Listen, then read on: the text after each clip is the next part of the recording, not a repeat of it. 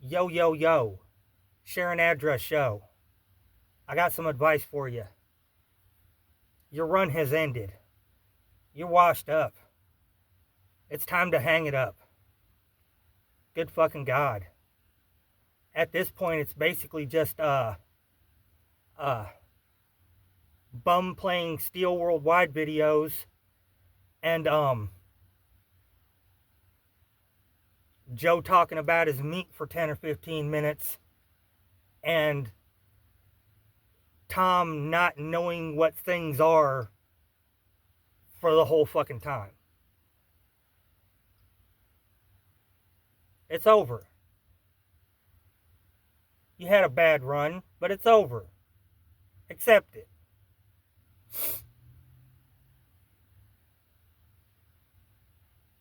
Or not.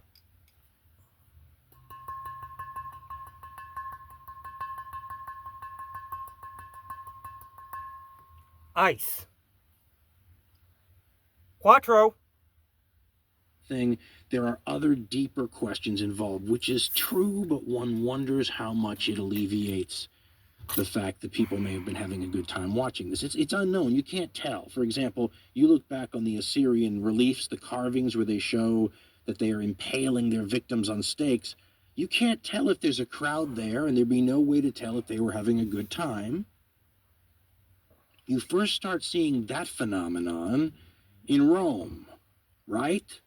Famously, at the gladiatorial games, and people showing up the way you would go to a pro wrestling match today if the wrestlers were fully armed and left a lot of dead people at the end of the show on the ground. And animals, by the way.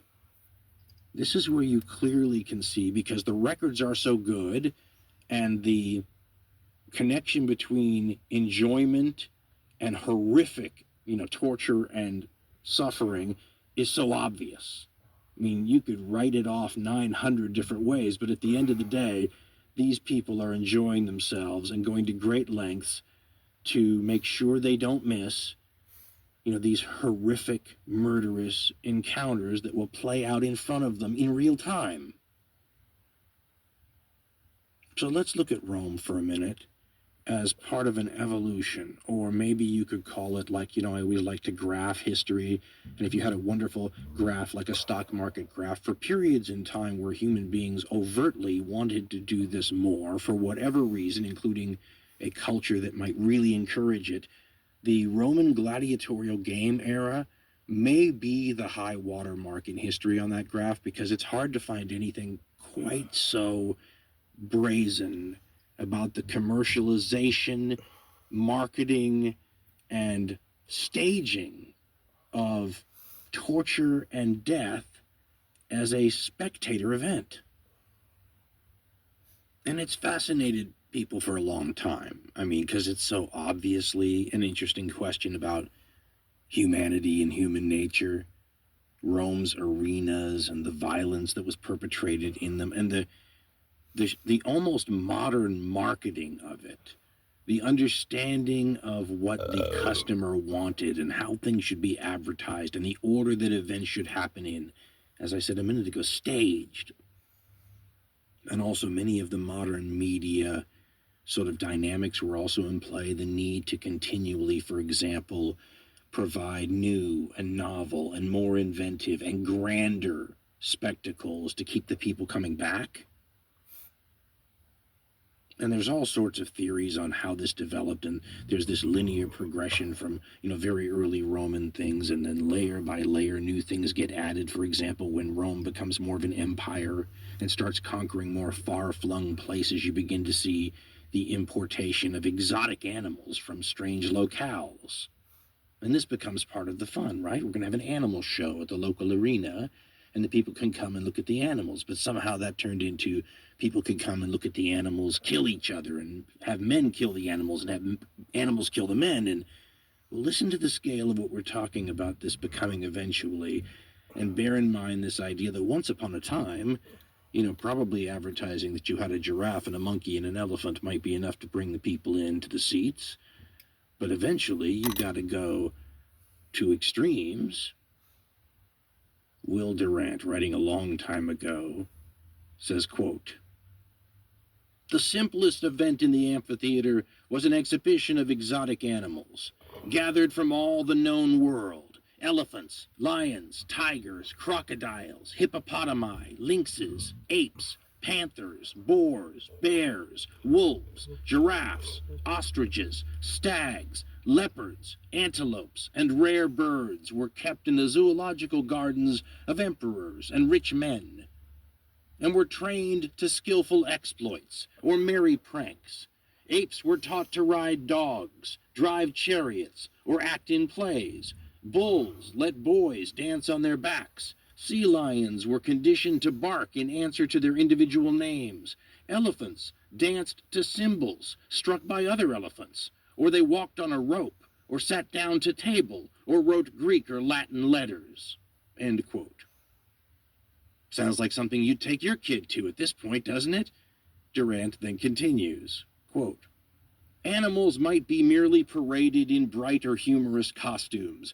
Usually, however, they were made to fight one another, or with men, or they were hunted to death with arrows and javelins. In one day, under Nero, 400 tigers fought with bulls and elephants. On another day, under Caligula, 400 bears were slain.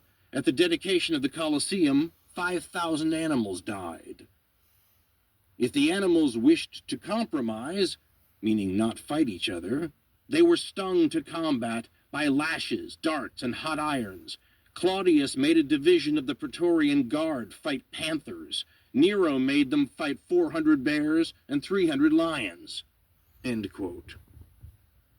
Now let's just stop for a minute and think about this. Can you imagine what that looks like? We talk about some of the greatest showmen in the modern era and the sorts of exploits they pulled off.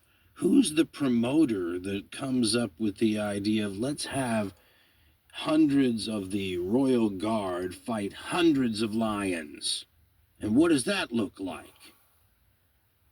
Here's the thing, though. We might do a movie today with the concept of a war between human armies and lion armies, 300 Praetorian Guard against 300 lions. But it involve a lot of CGI and stuff like that. We did a lot of graphics made with your computer and all that. The Romans don't mess with any of that. They didn't have the ability, obviously, but at the same time, maybe they didn't like their wild, crazy fantasy stories faked. You want to see human armies against lion armies? Don't turn it into a Lord of the Rings movie. Do it live on the stage in front of an audience. It's an absolutely crazy scene to imagine, though, isn't it? No matter how you break it down, that is so weird. Would you watch it if it were on, available from some video site right now? Would you watch it live? Now, here's the thing. That falls in the weird category to me more than it falls into the horrific stuff. Well, that's a terrible thing to say, but I mean, in terms of just raw human cruelty, there's almost a sporting element to the other if you're really sort of sick. The lions might win, or the people might win. I mean, one of the things you have to understand about the Romans, and many of you, of course, already do, is they will bet on anything.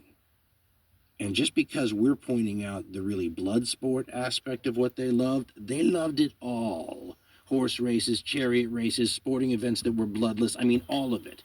And a good day at one of the arenas, like one of the good ones in Rome. Rome is like the New York City and the Broadway of these sorts of shows. Bigger, better, and all the highest caliber performers are in Rome. The other arenas are sort of the off-Broadway people. But a full good day at a place like the Forum involves all sorts of stuff, with the violence being just one element. And a good promoter and somebody staging this thing the right way knows how to mix, some performances maybe by your favorite singers with some good stuff in between, some religious messages here or there for the kids. I mean, it was a whole bunch of stuff. And if you were really good, there was even lunchtime. And lunchtime, you would run down to the bottom of the Colosseum and everybody would get lunch at the same time. But of course, you still got to have something for the people who are coming back with their lunch a little early. You can't have nothing on stage. So that was when, the pure executions would often take place. Lunchtime. the Roman writers say there were usually less people in the stands, but because of the empty seats, those people, had more of a chance to sort of influence the way things went, and they could yell stuff out, and people would do what they said sometimes. In other words, to please the crowd, if you had some person that you were slowly putting to death in front of, the people that had come out of the food court early, and they had a good suggestion, you'd do it for them, right? Anything to keep the folks happy and coming back next week. And once again, you can't help but sit there and go, who else ever did that? Some of these histories I've been reading make it plain that, normally, and I tend to fall into this category too, you think everything has happened before somewhere in history, right? There's nothing new under the sun, as the old saying goes. But you'd be hard-pressed to find any widespread similarity anywhere else to what the Romans were doing in these games, except for these territories that the Romans took over and spread the games to.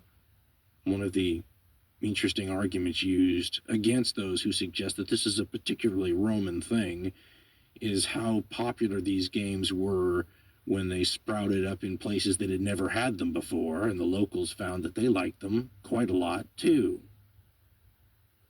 But this ability to actually control what was done to the victim